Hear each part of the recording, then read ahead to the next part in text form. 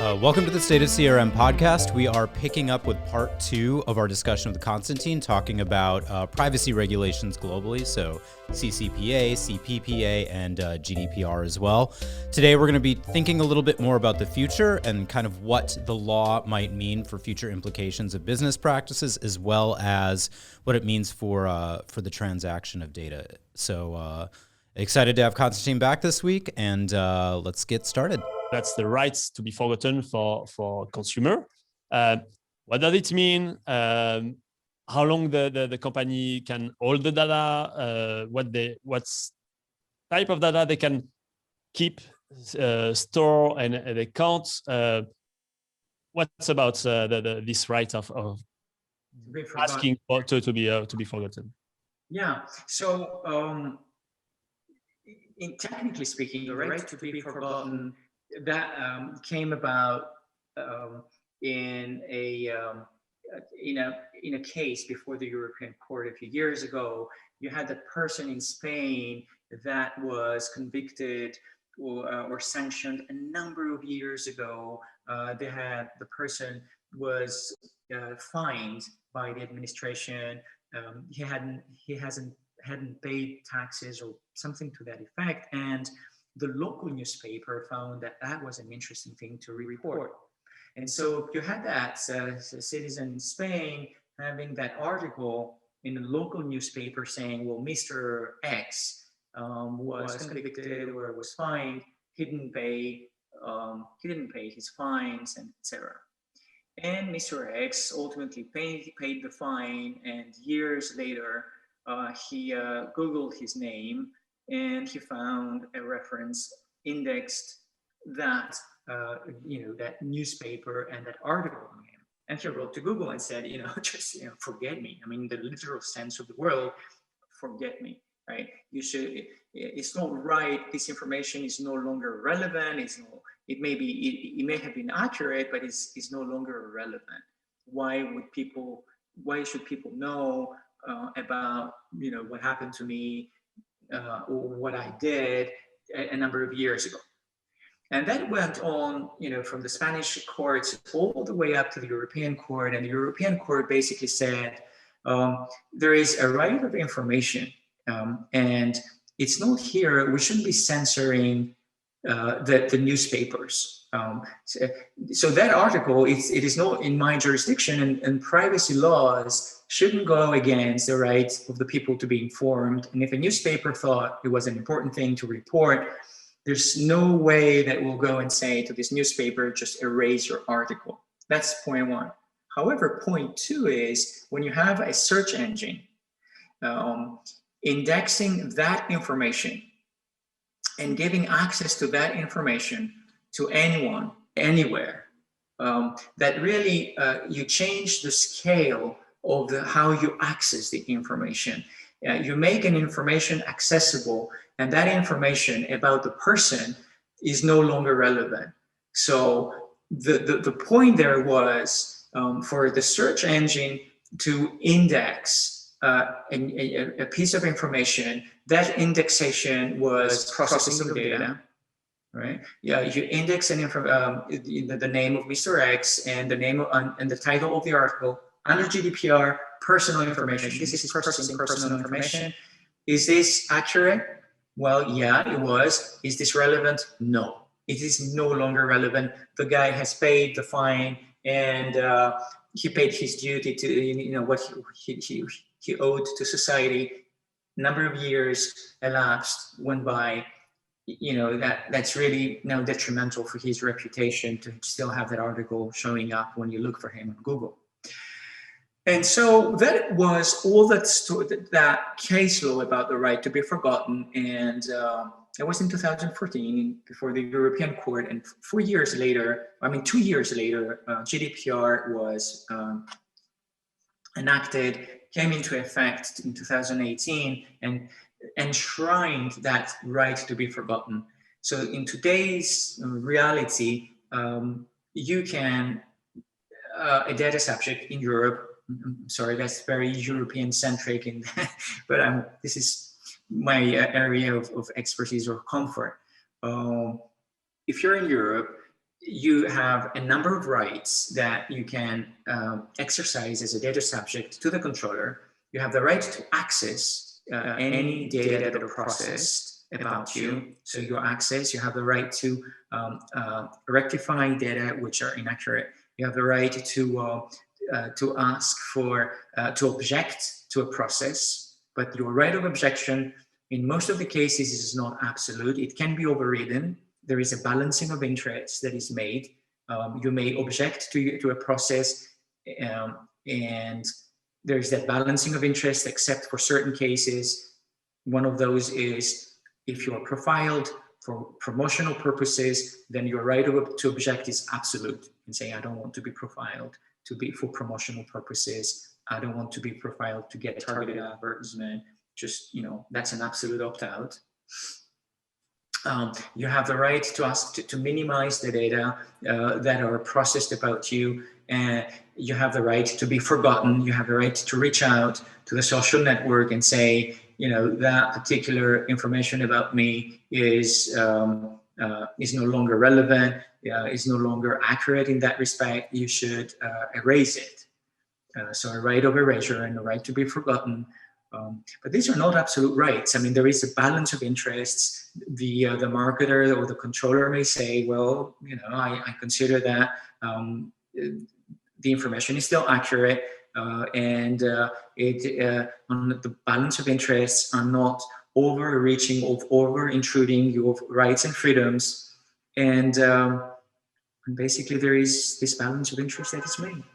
Yeah, so that's not a crystal line. I mean, a crystal clear line separating the thing, and that's why actually that's not a decision to take from the marketer side only, and that's why we need you helping companies to understand that and make the right choices in terms of decision on how to process the data, how to apply and comply to the law and comply to the California Act or GDPR laws to remove the data, to erase the data and be sure that there is no issue. Nice. I don't know, Matt, you have more question. I'm checking mine, but Yeah. I have I think one thing we haven't really talked about yet is obviously marketers and businesses in general. It's not just they're not just working with data that they own. They're working with data that potentially entities that they're contracting or partnering with own. And there's also sort of the transacting and sharing of data between entities and partners. And sometimes there's obviously a contractual agreement involved in that from a business perspective. So I think it'd be interesting, especially because marketers do work with third-party data a lot, or partners that share or use their data. So what should be some considerations that marketers in particular should think about when they are potentially entering into a contract with another company that potentially involves a transaction or sharing of data? And what does that mean in terms of their responsibility to ensure that their partner is also compliant? That's right. That's a great question. I think there is an obligation for marketers to, and for any controller of data, to ensure that the data they get and they process are lawful. So if they purchase data from a data broker, they need to ensure that the source of the data has been lawfully obtained. I mean, the data have been lawfully obtained and they're lawfully sold on to the marketer. So there is this obligation to ensure that this is the case. I'm talking about GDPR, about European law, but clearly, if that were not the case, the seller of the data and the marketer, the purchaser of the data, could be jointly liable under GDPR, and we've seen the fines are important. So clearly, that needs to be verified. that doesn't mean that that cannot be the case. You may have, so data brokers may have data, they may have secured the consent of the data subjects to pass on information for this or that purpose. So that's one scenario. There are so many other scenarios. You have scenarios where the controller would use, so the marketer would use tools, would use analytics, would use predictive algorithms to understand, to basically to provide business intelligence into the database, into the data set, and this is perfectly right to do under the framework of the regulations, but that is also regulated the relationship between the marketer and the service provider, the company that provides the algorithms, the analytics, the predictive capability. That this is completely regulated under GDPR. There needs to be an agreement setting out the obligations, being very clear that GDPR applies and the principles that apply to this processing and the safeguards that need to apply, and the information to the data subject. So all this is really a defined framework of rules, and they need to be enshrined in a contract. And in certain cases, you may have that. In many cases in today's world, that additional layer of complexity where one of and it can be more than two, a number of actors, a number of entities involved in those transactions are across borders, and you have the controller in Europe and the processor outside of Europe, or vice versa. You have a controller in the United States and you have the analytics provider in Europe, and you have data flows across different jurisdictions and different set of regulations. And this is also, from the European perspective, this is a scenario that has been very much in the forefront of the European legislators' interest and concern, and they have regulated I think, Benoit, as you said, it's not crystal clear in terms of simple solutions. In certain cases, you have a clear answer. In other cases, you go with, okay, I have the framework that's clear, but I need to balance things out. And this balancing of interest is in the law. Yeah. Mm-hmm. That's why we are working with you at Technicus to be sure that everything is compliant. And as you know, for the audience that are not aware about how we do and how we process the data and how our algorithm, predictive algorithm are working, that we are only working with the first party data. So only working on the data that's for a given client, the client is giving to us, and there is no mix of data, there is no share of data, there is no third party data coming in. So, and all of that is supervised by our DPO and with the help of Constantin on that. So there is no risk on that for sure. We are really working to be in the law and respecting all of that for consumers. I have a forward thinking, or I have a question for you, Constantin. How do you see actually the future of privacy regulation? What's going on? Because we see, and we talked a lot about, okay, GDPR, there are things applying in Europe, other acts in California, in Canada, there are different areas and states, countries, union setting up laws to protect for the data privacy. How do you see that's in the future? Do you think that there will be something global, how that can happen? Or do you think that it will also come by self-regulation from the big companies? We talked recently with Matt about that, and I'm sure you saw Apple is putting in front and center of their communication and their statement data privacy and consumer privacy, and blocking any tracking IP email sharing, cookies, all of that at the maximum they can. So that's also kind of a way for them to go beyond the strictest laws, so they are sure to respect that everywhere. I mean, what's your thought on the future on these topics?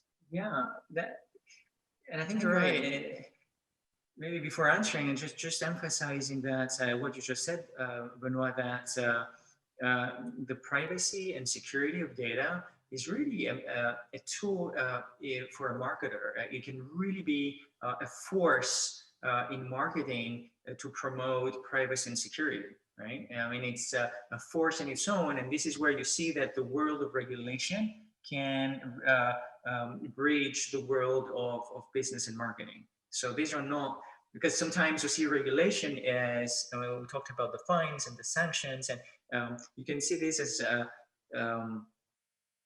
sort of an antagonistic world for business and marketing. And it's more complex than that.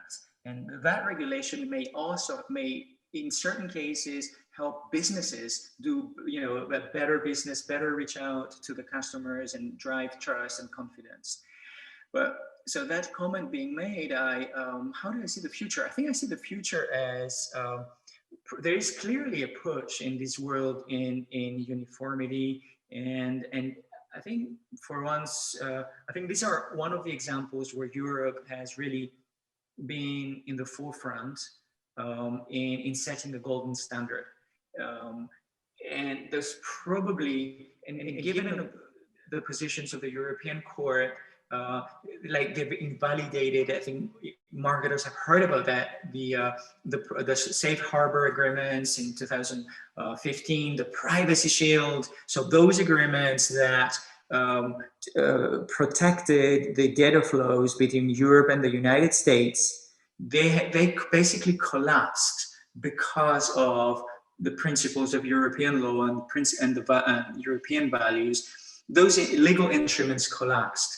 So I see the future as probably that push to have a higher standard of privacy rules across at least the Western societies, Western in the sense of developed economies, and maybe taking back the word Western, that's too centric, but the developed economies, with that a push for transparency and simplification. It should be, I think there will be a push to be very transparent and clear to the person on what the data are, what the process is about, how the data are used and for what purpose. I think this is really going into this direction. The regulations are there, but in practice and the way marketers will structure the information, I think they will probably gain in force by just going by that regulation trend and being super clear, super simple, and super effective.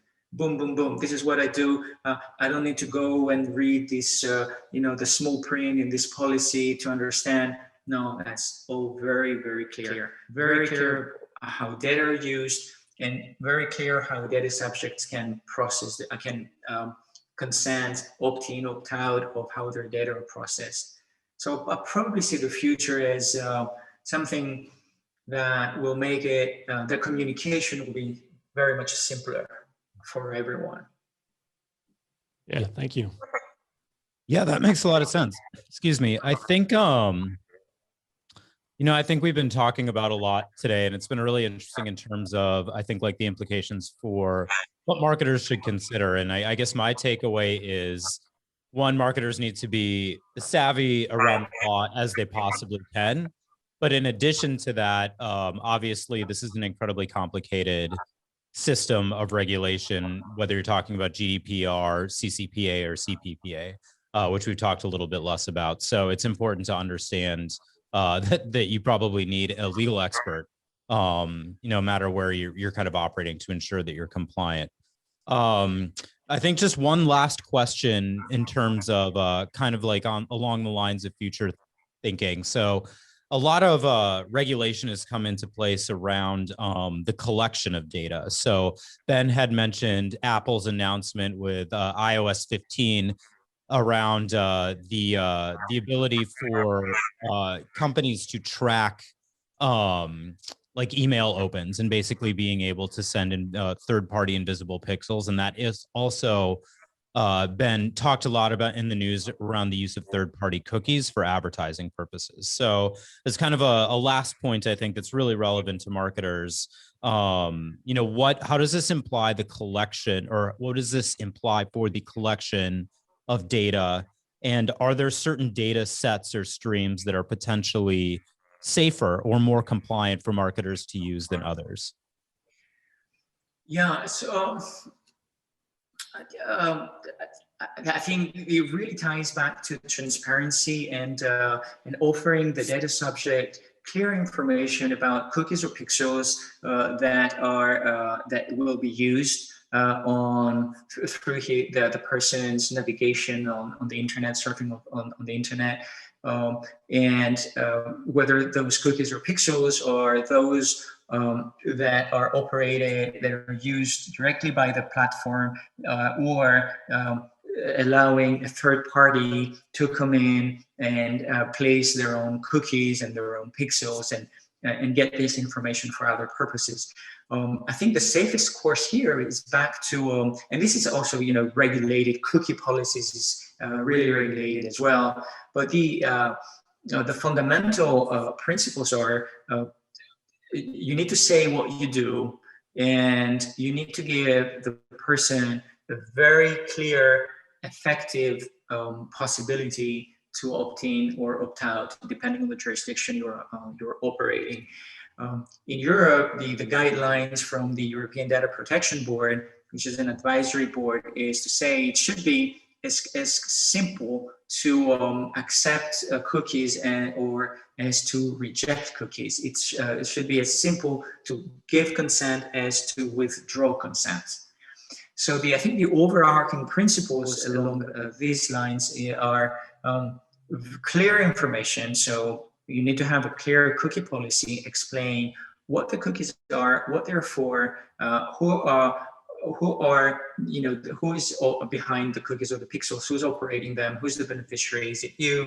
Is it a third party? Are you selling all the information to someone else? Are you allowing someone else to come through you and look at your user, your website's users navigation on your website or your app? You need to be very clear, and you need to give very clear and effective possibility for the person to opt in, opt out, either individually for each cookie or the whole set, accept all, reject all.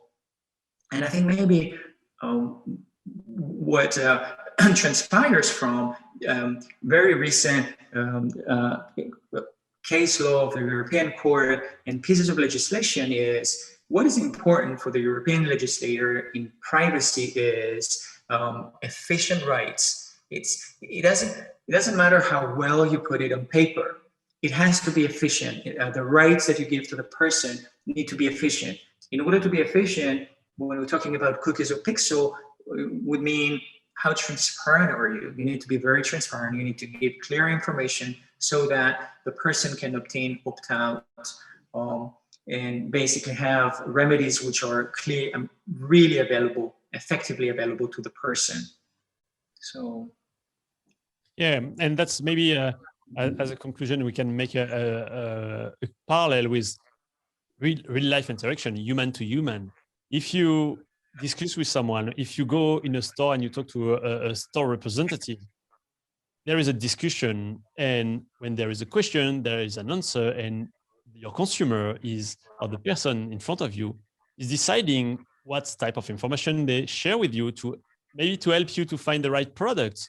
But then when you have the information and you decide not to go in the next aisle, pick the product, you don't see the rep running at you and pushing the product in your cart. So, I mean, you need to, in real life, you respect that when you build a relationship. In marketing, it's not because you don't have the consumer in front of you right now that you need to do differently. So you need to have the discussion, generate that engagement, explain what you'll do.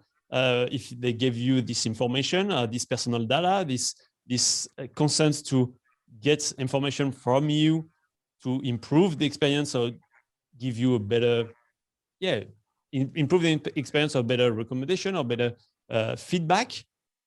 And if you respect that, and we can make a parallel into that. That's just in real life, we don't do, none of the practice that we see online and the process of data are really something that we do when we are doing marketing in person. So that's maybe something that can to finish on a positive note, but just that's relationship, back on the relationship. And if someone is asking you to remove the data and forgets, you need to do it and respect. There is no point of keeping their data and trying to chase them again. I mean, the relationship is broken. That's it. You need to respect that. That was, really awesome. Thank you very much, Constantin, for all this, help and overview on all these specific topics. That's not always easy as a marketer to understand the differences, to have a broad idea of all of that. For sure, as you mentioned it, we repeated it, that there are people out there specialized on all these matters, like you. If in your audience marketer wants advice or help, how they can contact you? I mean, they can go on your website, I think, and get in contact if they want to get help on these topics. We'll be happy to, subject to any conflict of interest, but we'll be happy to assist. Yeah. And but the thing is that we as marketer, we need to be conscious of all of that, and I'm sure that's now the case for most of the company, but they need and we need advice and a specialist of the topic to help us to do the job in respect of the privacy of consumers. Absolutely. Thank you very much, and we hope everyone enjoyed this episode. Thank you so much, Constantin. Thank you. It's been a pleasure. Thank you so much.